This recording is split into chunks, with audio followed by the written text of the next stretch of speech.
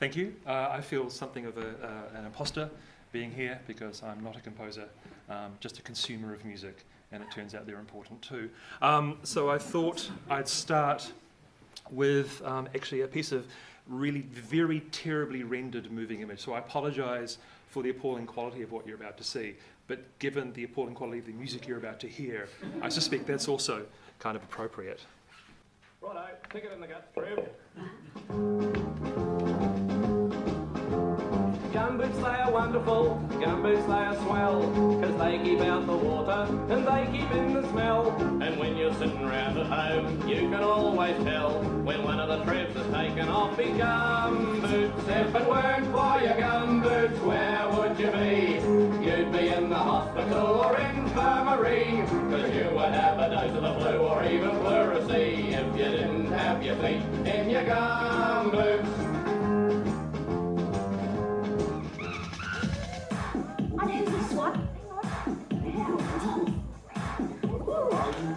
I was born ready.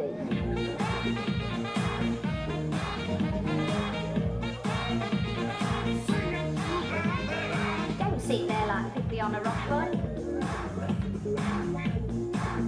While you're sitting, you could be knitting. Get down, get funky, everybody do the blue monkey. Everybody get.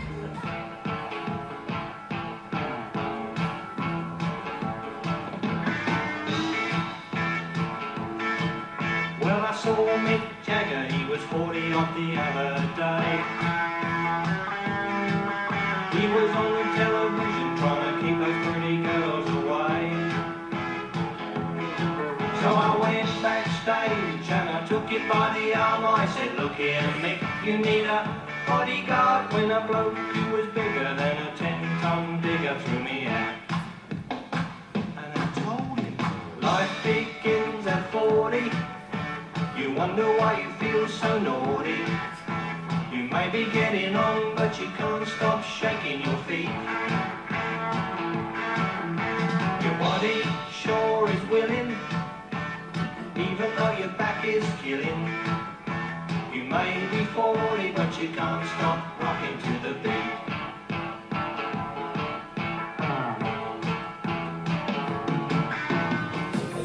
Shoot, shoot, diddy, waka, waka, away, nay. Shoot, shoot, diddy, waka, waka, away, nay. Shoot, shoot, diddy, waka, waka, away, nay. Shoot, shoot. Little party, nothing formal. She's in the corner, look quite normal. Empty glass, bold as brass, pinch me, hang about. Away, nay. Shoot, shoot, diddy, waka, waka, away, nay. Shoot, shoot, diddy, waka, waka, away, nay. Shoot, shoot, diddy, waka, waka, away, nay. She said, shoot, shoot, diddy, waka, waka, away, nay. Shoot, shoot, diddy, waka, waka, away, nay. Shoot, shoot, diddy, waka, waka, away, nay. Well, the shoot, shoot stood for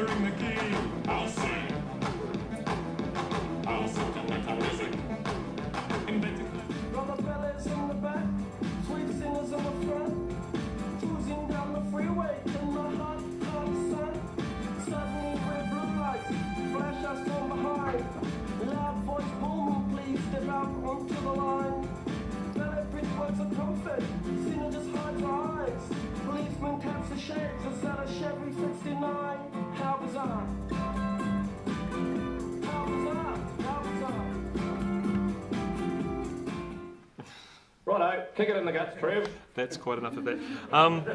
One of the great things about delivering this is I can finally stop listening to these songs. I've had them running through my head for weeks now, and I'm a terrible person. In her book, Pornography and Seriality, Sarah Shashik links the repetition of the pornographic scene with its generation of an effective response, usually organised around some manner of pleasure on the part of the viewer.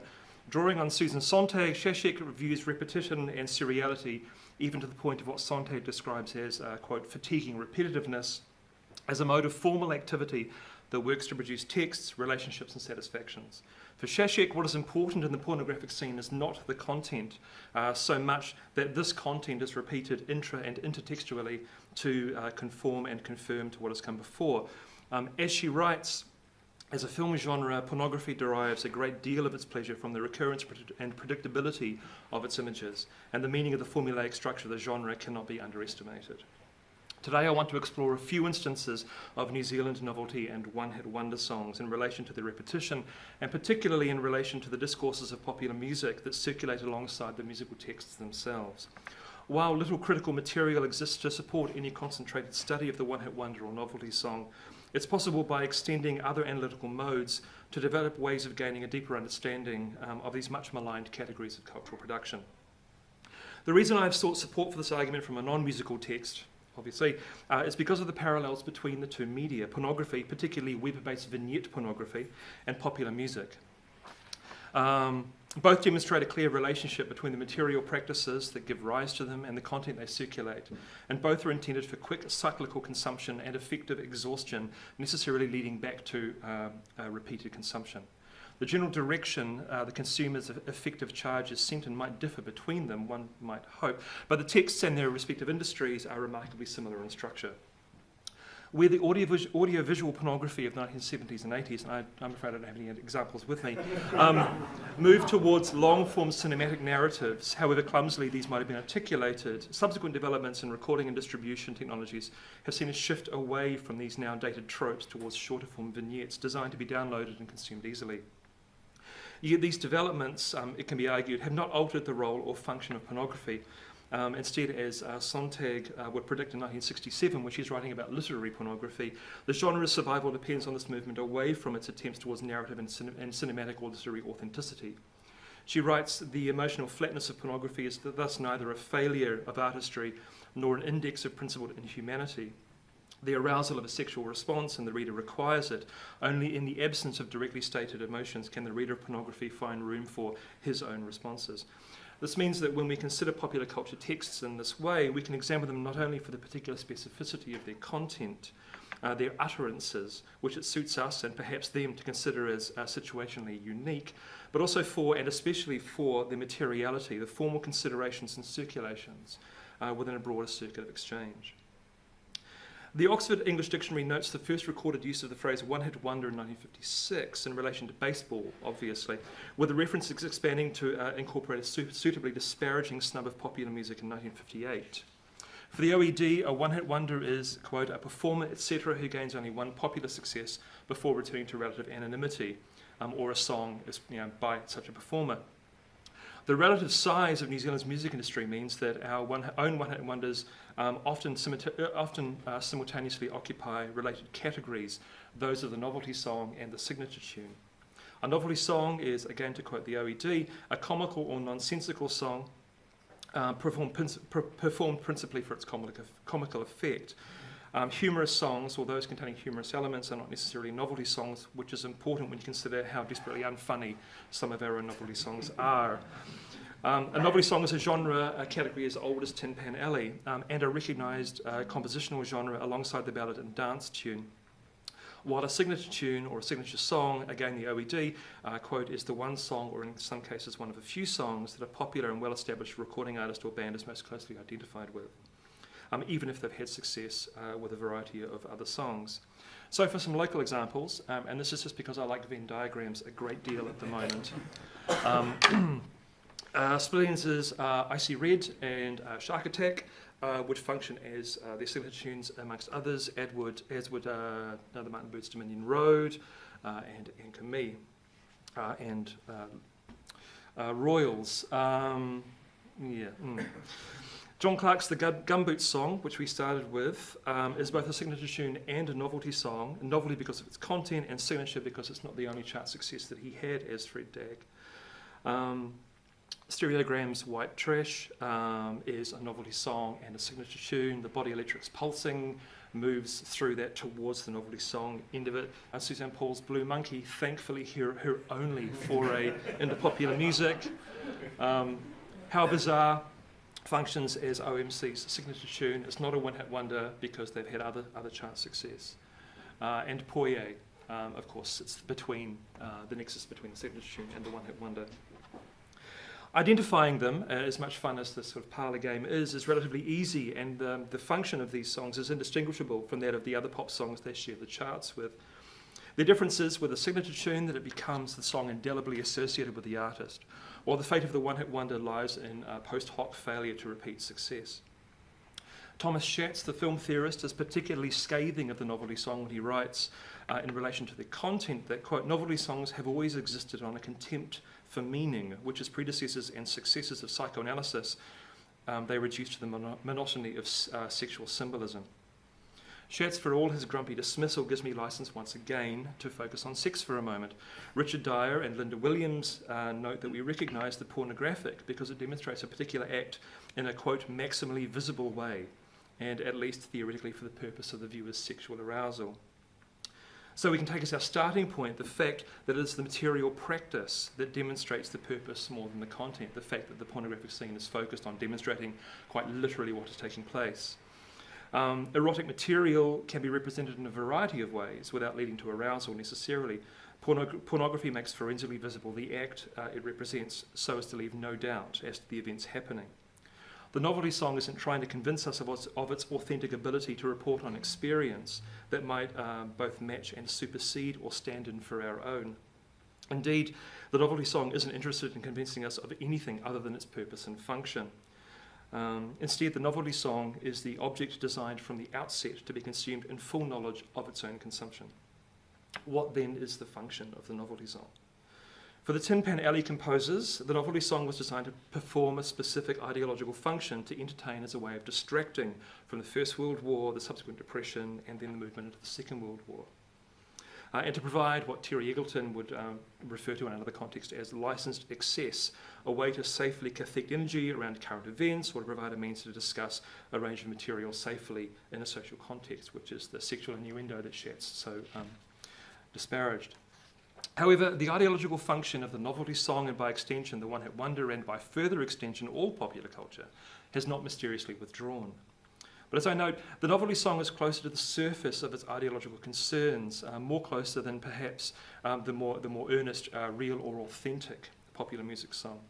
The usefulness of the novelty song and one-hit wonder for this analysis is that their relationship to the ebbs and flows of superficial popular culture is at its most overtly consumptive when not hidden from view.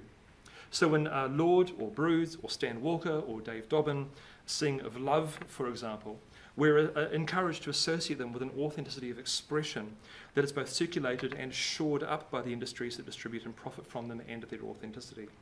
When Montevideo or Dave and the Dynamos sing of love, or Suzanne Paul sings of blue monkeys, whatever they might be, the relationship between the performance of their expression and the content of their expression is more obviously cynical, more closely related to the end game of mass-distributed popular culture. An examination of the structure of the novelty song reveals little of interest. Verses and choruses occur where one might expect them to, intros happen to lead us in, codas and fade-outs end the experience. Structurally, then, there is little to distinguish the novelty song or one-hit wonder from other pop songs.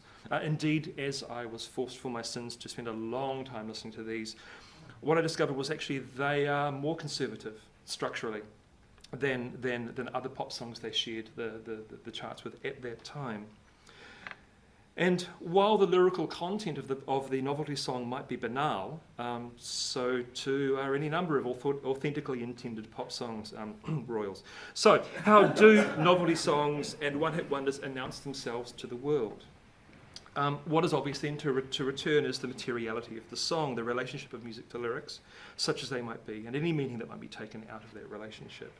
Spared by their genres any requirement to engage with notions of authenticity, the song can be understood more as a pure object, one that is not trying to do any more than simply be an object of consumption. I don't believe, for example, that the Body Electric's Pulsing is trying to engage with its audience in any meaningful fashion, unlike, by way of example, Blurter's Dance All Around the World, which does partake fully and meaningfully of the tropes of songwriting in its particular historical context. The Mutton Birds' Anchor Me, a classic signature tune, does ask us to take it seriously. And proof of this might be located at the point where the song now regularly features an nativity in weddings, tediously, and was re-recorded as a Greenpeace fundraiser. Both exactly the expressions of an authentic emotional state that we often ask our popular culture objects to serve. By comparison, Blue Monkey does not appear to. I've not been to a single wedding where people walk up the aisle to Blue Monkey, although I look forward to being corrected on that. So, when we examine the lyrics, for example, to Montevideo's Shoop Shoop Diddy Wat Kama Kama Wang Dang, which I hope never have to say aloud again, this is what we've got. And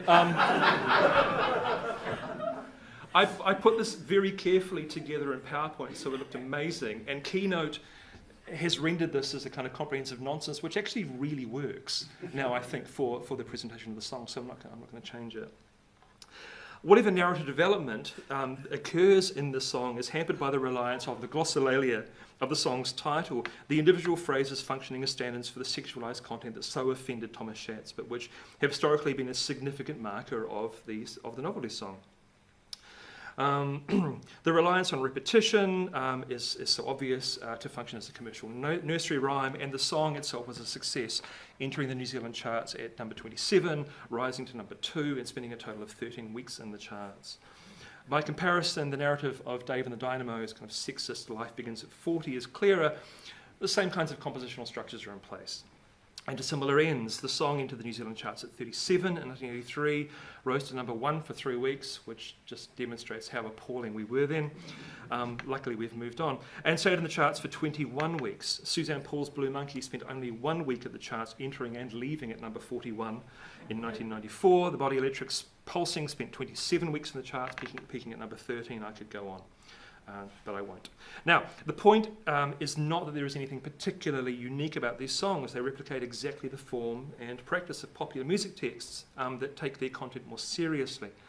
The difference, I'm claiming, is that these texts, the Novelty Song and the One Hit Wonder, particularly the Novelty Song, in them we see more clearly the role repetition plays in relation to the creation and the longevity of the song as a commercial artefact. OMC provide an interesting counterexample. How Bizarre was a runaway success, and one that I was surprised to discover continues to generate substantial revenue long after its presence in the charts. It's still a money-making song. Its lyrics, as befits its rap spoken word delivery, are broadly narrativizing, and it mirrors the general tropes of mid-90s R&B closely enough to avoid seeming like a parody of them, even to the point of singing about driving down the freeway. Not a lot of freeways in Otara. Nothing in the song indicates that we shouldn't take it seriously in its function as a genre text. Most telling, though, is the manner with which the song approaches but does not engage with political content, as one might expect of this genre in other locations. The car's occupants are pulled over by a policeman who only desires to comment on the car they're driving. By comparison, Land of Plenty, their follow-up single, is a softer, more melancholy and lyrically far more obviously political in its content. It speaks to a Pacifica encounter with post-settlement Pākehā New Zealand. Land of Plenty is also intended to be taken seriously, by which I mean that as well as being serious in its content, it indicates with the absence of parodic elements that we should see it as an authentic statement from the band. Yet these two songs are inconsistent in relation to each other, and the commercial successes or failures of these songs relies on that delicate relationship between composition or context and an audience's ability to see the song as part of their context. We might surmise then that had OMC written a politicised How Bizarre, they might not have been so wildly successful with the song as to continue to generate an estimated $50,000 per annum in royalties. But a politicised How Bizarre, and we can certainly imagine the possibility of such a song, would have meshed more successfully with what emerged as that band's voice and message across the remainder of their brief career. The banality of the subject matter then is not what I think is so important about the One Hit Wonder and its cousins. Instead, what I am drawn to is the ways with which they are exercises in form and genre whose historical development and refining matches that of other popular culture media, broadly becoming more obviously self-aware as they develop alongside an increasingly media-literate audience. That's me out of time. How am I doing? Nearly done? Fantastic. But these songs do the same work as other more seriously intended pop songs, while their functioning as commercial objects is closer to the surface, less obscured by the kinds of performances we might enact around the consumption and interpretation of the object. The novelty song most obviously, but the one-hit wonder also, repeat at multiple levels. They repeat the tropes and compositional elements of their particular historical and social contexts, but they repeat also the superficial content of the songs and genres they echo and trace.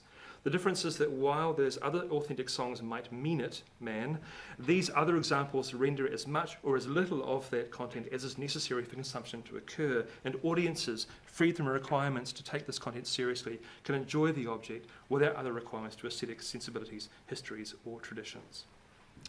The world might not have been improved by Blue Monkey, White Trash, or Pulsing, even a little. But the fact of their existence tells us something about ourselves as a public who consume objects of popular culture, and this knowledge is always useful for those who would similarly create objects to be consumed. Thank you.